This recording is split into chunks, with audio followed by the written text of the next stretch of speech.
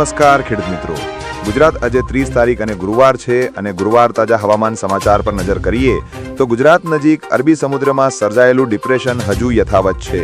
હવામાન વિભાગના ડેટા પ્રમાણે છેલ્લા 6 કલાકથી આ ડિપ્રેશન 7 કિમી પ્રતિ કલાકની ઝડપે ઉત્તર પૂર્વ દિશામાં આગળ વધ્યું છે।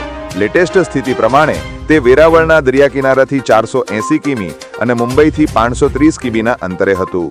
ગોવાના પણજીથી આ ડિપ્રેશન પશ્ચિમ ઉત્તરમાં 630 કિમી દૂર અને લક્ષદ્વીપથી 840 કિમીના અંતરે આવેલું છે। આ દરમિયાન ઉત્તર પૂર્વ રાજસ્થાન અને પડોશના વિસ્તારમાં સમુદ્રની સપાટીથી 3.1 કિમીથી 4.5 કિમીની ઊંચાઈ વચ્ચે એક અપર એર સાયક્લોનિક સર્ક્યુલેશનની રચના થઈ છે। હવામાન વિભાગે 5 દિવસ માછીમારોને દરિયો ન ખેડવાની સૂચના આપી છે। હવામાન વિભાગની આગાહી પ્રમાણે ગુરુવારને 30 ઓક્ટોબરે વરસાદની તીવ્રતા વધતી જોવા મળી રહી છે। પોરબંદર, જૂનાગઢ, ગીર સોમનાથ, અમરેલી અને ભાવનગરમાં ઓરેન્જ એલર્ટ આપવામાં આવ્યું છે।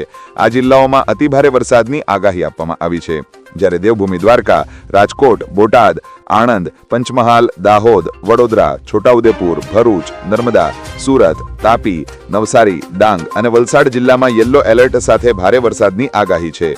શુક્રવારે 31 ઓક્ટોબરે પણ સૌરાષ્ટ્ર, મધ્ય અને દક્ષિણ ગુજરાતના જિલ્લાઓમાં ઓરેન્જ અને યલો એલર્ટ આપવામાં આવ્યો છે, જ્યાં ભારેથી અતિભારે વરસાદની આગાહી આપવામાં આવી છે। આ હતા મુખ્ય હવામાન સમાચાર।